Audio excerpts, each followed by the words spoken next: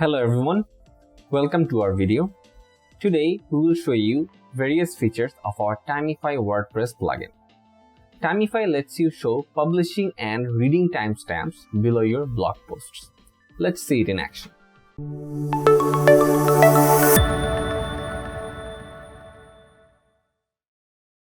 First, we will upload the plugin zip file and install it. Next, we will activate it.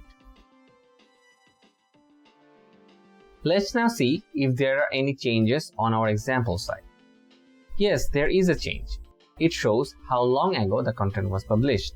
Cool, right? We will now have a look at other features Timify has to offer. It truly does justice to its name. There are options to show date and time of publishing.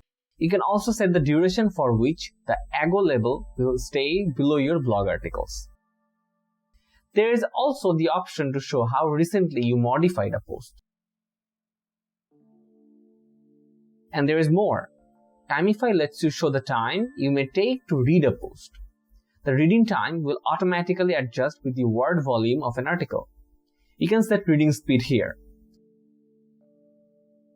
This reading time can be viewed before content or anywhere else via shortcode. And yes, you can change the alignment of the reading time.